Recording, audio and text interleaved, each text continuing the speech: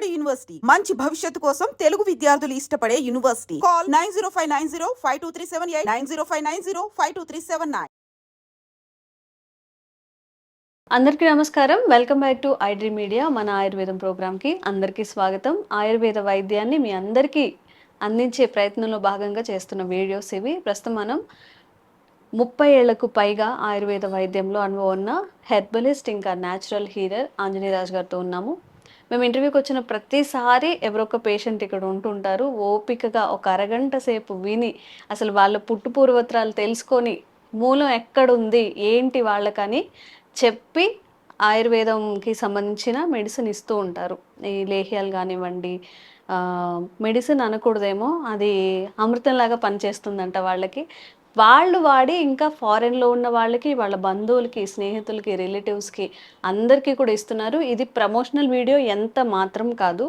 So ఒక 10 సార్లు పైగా నేను సార్తో వీడియోస్ చేశాను కాబట్టి నేను జెన్యూన్గా చెప్తున్నదనమాట. మీకు ఎవరికైనా కానీ ఆరోగ్యపరమైన సమస్యలు ఉండి ఏదైనా అలోపతి మెడిసిన్ యూజ్ చేసి సైడ్ ఎఫెక్ట్స్ కానీ ఖర్చు భరించలేము, ఎంత మెడికేషన్ యూజ్ చేయలేకపోతున్నాం అనుకుంటే ఒక్కసారి ఖచ్చితంగా సార్ దగ్గరికి వచ్చి మీ సమస్యను చెప్పి ఖచ్చితంగా మెడిసిన్ తీసుకొని వెళ్ళండి. మంచి ప్రయోజనం అయితే ఉంటుంది. ఈరోజు ఒక మంచి వీడియో, మంచి కాన్సెప్ట్ తెలుసుకునే ప్రయత్నం చేద్దాం. వీడియో స్కిప్ చేయకుండా చూడండి. నమస్తే సార్. నమస్కారం. ఎలా ఉన్నారు సార్? బాగున్నానండి సార్, నిజంగా నా పర్సనల్గా ఇచ్చిన రివ్యూ ఇది. మిమ్మల్ని పొగడాలని కాదు, లేకపోతే ఇంకొకటి కాదు.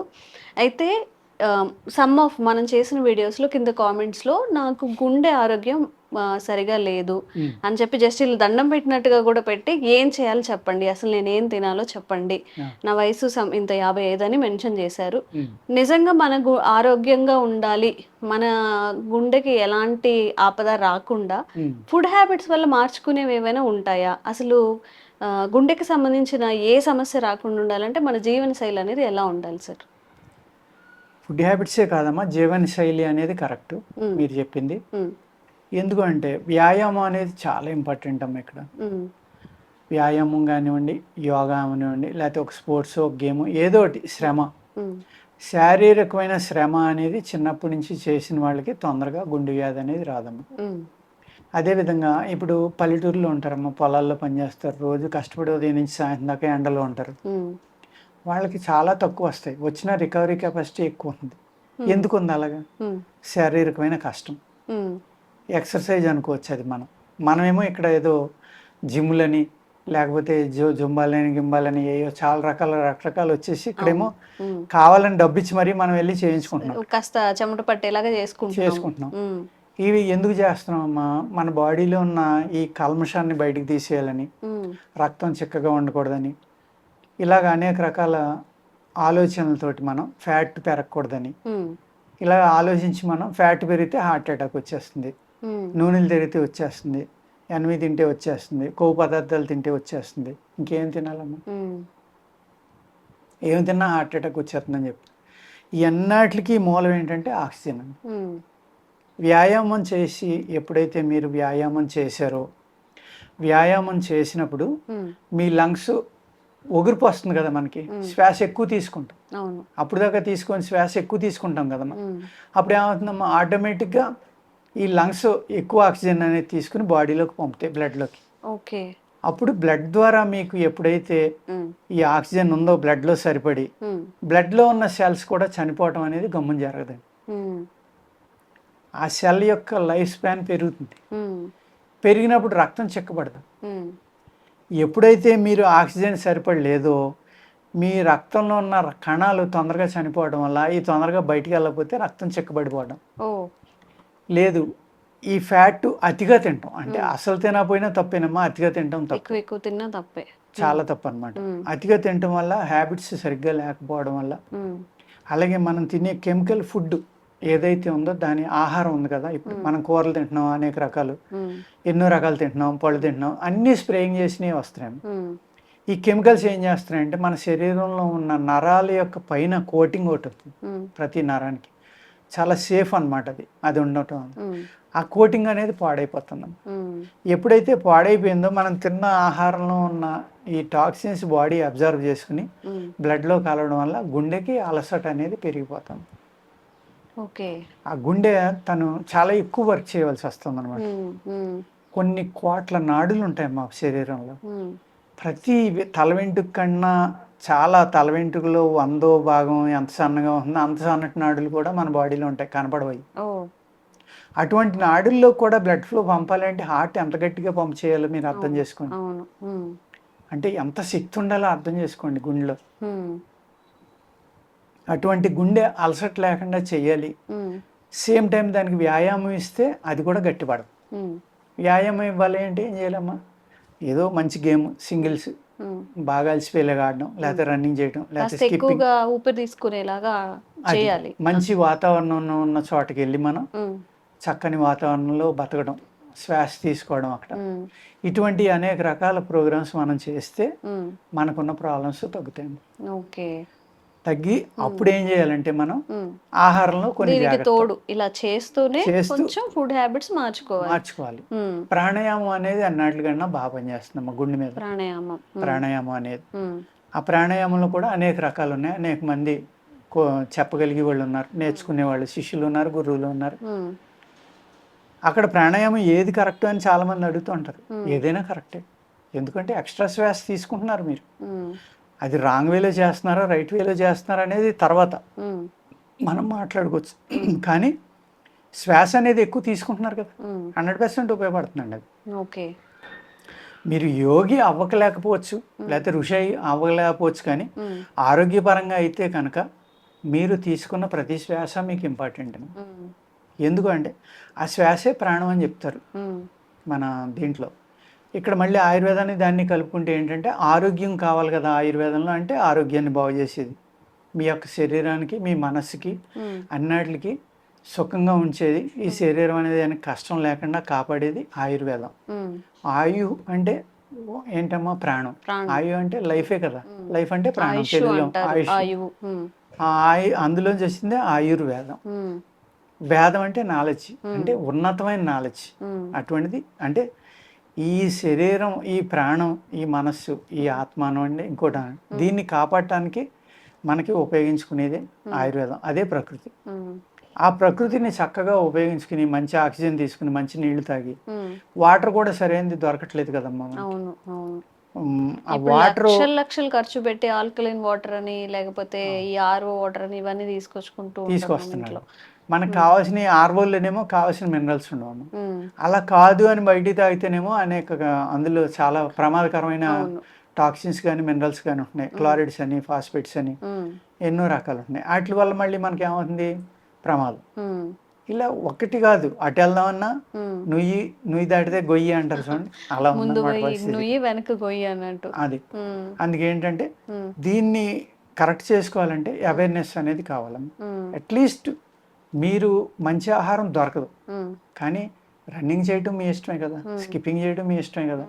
కొంచెం ఎక్కడో చోట ఒక 5-10 కిలోమీటర్ల దూరంగా వెళ్ళి ఏ పార్కు చూసుకుని, ఉమ్, మన ఇంటి పక్కన ఉండొచ్చు, 10 కిలోమీటర్లు ఉండొచ్చు, హైదరాబాద్ చుట్టుపక్కల అనేక ఉన్నాయమ్మా, ఉమ్, అక్కడికి వెళ్ళిపోవాలి. అట్లీస్ట్ వారంలో 2 రోజులు ఉమ్, అక్కడికి వెళ్ళిపోయి రన్నింగ్ చేయటం, జాగింగ్ చేయటం, ఉమ్, లేకపోతే వ్యాయామం చేయటం, ఇలా ప్రాణాయామం చేయటం, ఇటువంటివి చేశారనుకోండి, ఉమ్, ఆటోమేటిక్గా మీ బాడీలో ఉన్న ఆక్సిజన్ లెవెల్స్ అనేవి పెరుగుతాయి. ఉమ్. మనిషికి జబ్బు రాకూడదంటే ఆక్సిజన్ లెవెల్ పెరగాలమ్మ.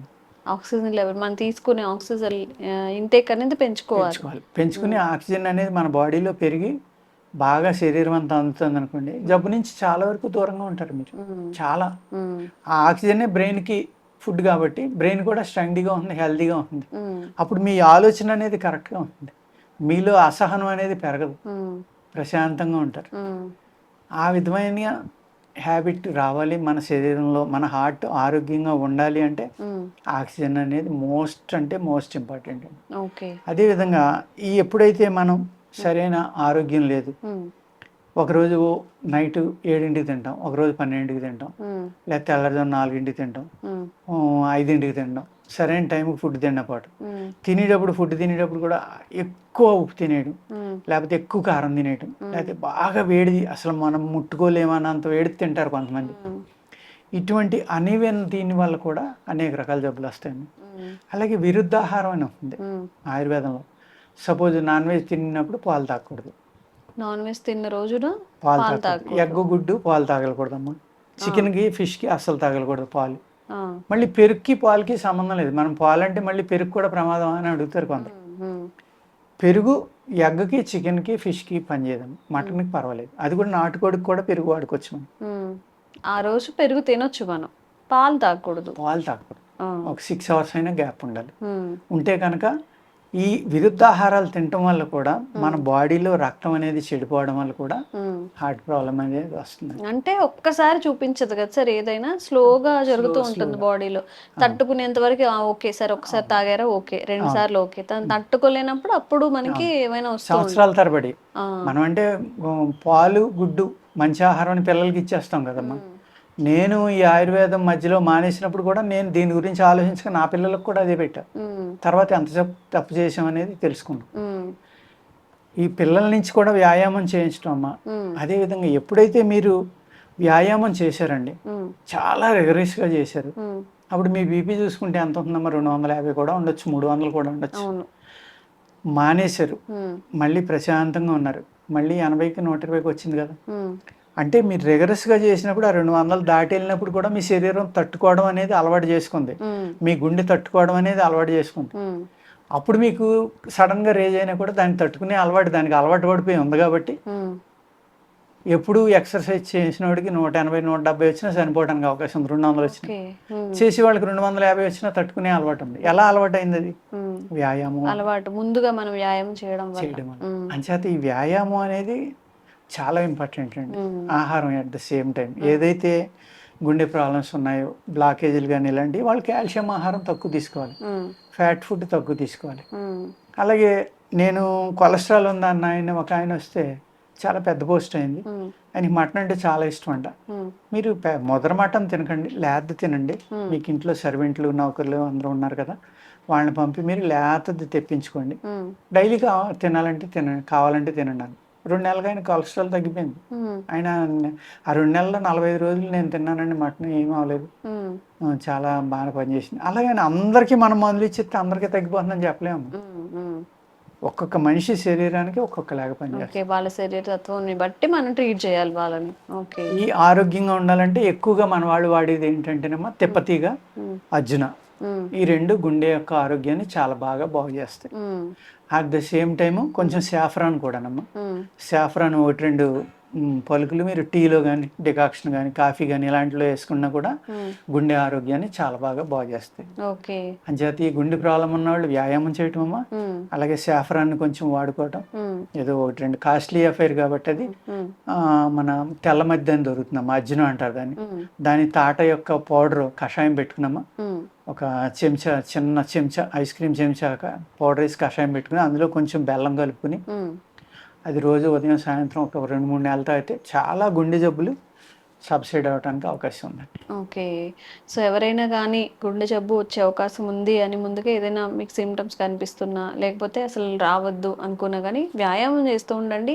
ఫుడ్లో కొన్ని మార్పులు అయితే చేసుకోండి. సార్ ఏవైతే చెప్పారో, మీరు ఏదైనా మిస్టేక్స్ చేస్తున్నా అవి కరెక్ట్ చేసుకునే ప్రయత్నం చేయండి. వేరే అంటే దానికి ఆల్టర్నేటివ్ ఉంటుంది. అసలు గుండె పాడైపోతే దానికి ఆల్టర్నేటివ్ ఉండదు, కాబట్టి జాగ్రత్తగా ఉండండి. Thank you sir. Sir, one life lesson what medicine has taught you. Whatever you can do without expecting.